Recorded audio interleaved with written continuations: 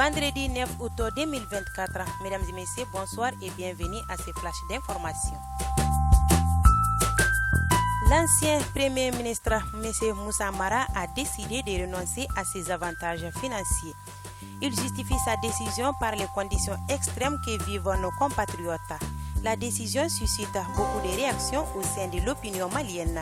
Si beaucoup de Maliens saluent la décision prise par l'ancien Premier ministre Moussa Mara, d'autres trouvent que c'est juste une stratégie politique, après avoir bénéficié de 10 avantages depuis des années. Le marché des titres publics de l'UEMOA a enregistré ce 7 août une émission simultanée de deux bons assimilables du Trésor bas de 182 et 308 jours de maturité, ainsi que d'une obligation assimilable des trésors au État de maturité 3 ans opérée par le Mali pour un objectif de mobilisation initiale de 25 milliards de francs CFA. Dans le cadre du renforcement et du renfermissement de la coopération Mali-Turquie, une rencontre militaire de haut niveau s'est tenue le mardi 6 août 2024 au ministère de la Défense et anciens combattants entre les deux délégations sous la présidence du chef d'état-major des armées, le général de division Oumar Diarra. La délégation turque était conduite par son ambassadeur au Mali, son Excellence Efes Lana. La Turquie s'est dit prête à accompagner le Mali afin de vaincre le terrorisme sur son sol.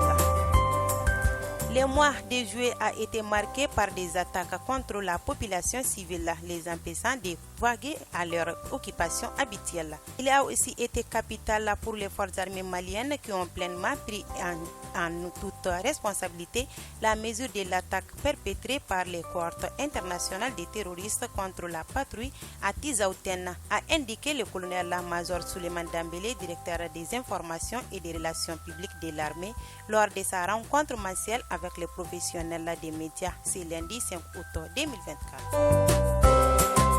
Les dernières enquêtes d'opinion des États-Unis révèlent une dynamique favorable pour Kamala Harris. La vice-présidente américaine est récemment confirmée comme candidate officielle du Parti démocrate, montre une tendance ascendante dans les sondages. Elle est désormais créditée d'une légère avance sur son rival républicain Donald Trump. Cette évolution marque un tournant dans la course présidentielle à venir. Nous continuerons à suivre de près l'évolution de cette situation. Restez avec nous pour plus d'informations. Et c'est tout pour ces flashs d'informations de ce vendredi 9 août 2024. Une présentation de Hawa Traoré, la mise en œuvre a été assurée par Abdoulaye Sissoko. Bonne suite des programmes sur Mali Onde et Média, Kalabinessa les Mali et Boudeza les Maliens. Juma Moubarak à toutes et à tous.